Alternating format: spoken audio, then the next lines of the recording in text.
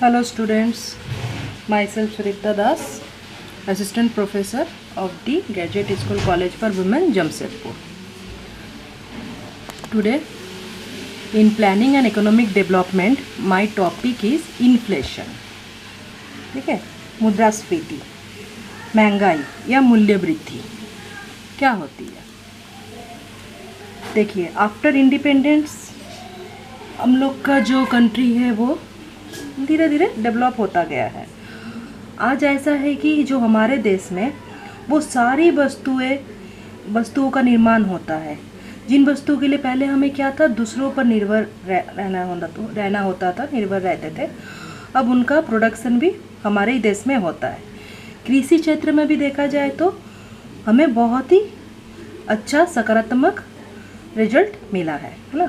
आज देश में आधुनिक वैज्ञानिक ढंग, मतलब कि साइंटिफिक मेथड बहुत अच्छे यूज़ किए जा रहे हैं, जिसके चलते कृषि उत्पादन होता है। परंतु हर क्षेत्र में इतनी प्रगति के साथ ही हमारी वस्तु की मूल्य स्थिर नहीं हो पाते, है ना। क्या है कि हर क्षेत्र में जो वस्तु का जो प्राइस होता है, जो मूल्य होता है, स्थिर नहीं होता है, फिक्स्ड नहीं होता है।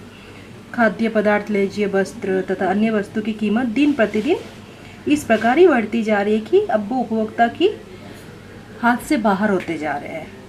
अब क्या है कि inflation is a situation of rising price in the economy. ये एक ऐसा सिचुएशन है जहाँ प्राइस इंक्रीज होता है, ठीक है। अब कॉज ऑफ इन्फ्लेशन का हम लोग बात करते हैं। कारण देखिए, यद्यपि हमारे यहाँ लगभग सभी वस्तुओं का उत्पादन होता है, परंतु उसका उत्पादन इतना नहीं हो पाता कि वो जनता को उचित मूल्य पर पूर्ण मात्रा में मिल सके।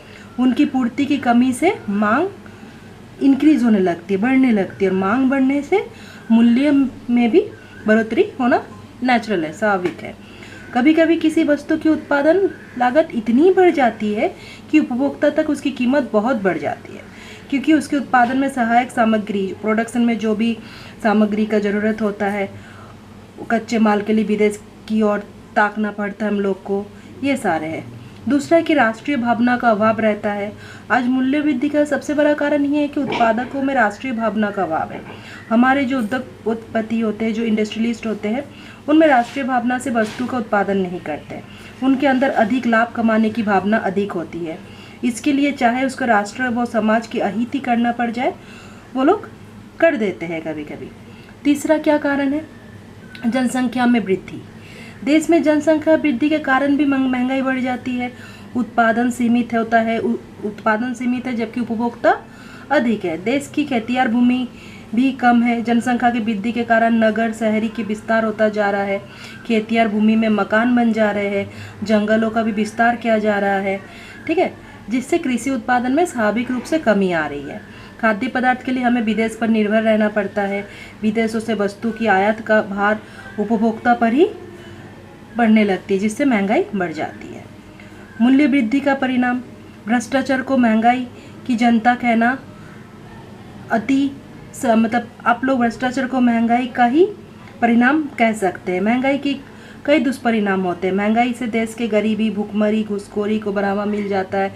महंगाई से देश की अर्थव्यवस्था ठीक से चल नहीं पाती है। इसका सबसे अधिक शिकार तो हमारे गरीब वर्ग ही होते हैं। समाज में चोरी, डकैती आदि ये सब वृद्धि हो जाती है। महंगाई से भ्रष्टाचार को भी बढ़ावा मिलता है। महंगाई से समाज का नैतिक पतन हो जाता है। ये है। अब मूल्य वृद्धि रोकने का उपाय, आप बोल सकते हैं कि इसको कैसे कम किया जा सकता है, ठीक है।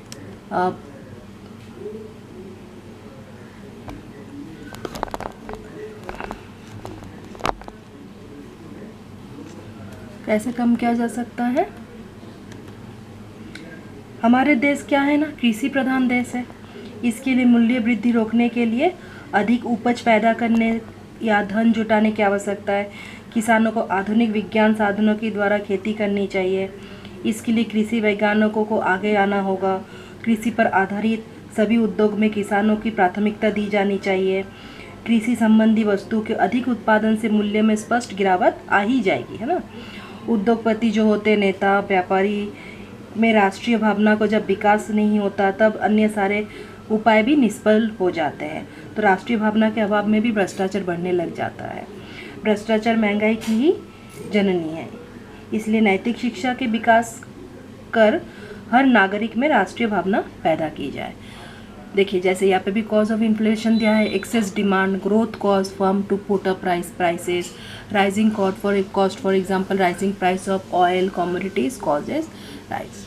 अब तो आप लोग को बता दिए कि व्हाट इज़ इन्फ्लेशन, इसके कॉज क्या है और इसको कैसे कम किया जा सकता है। Okay, thank you.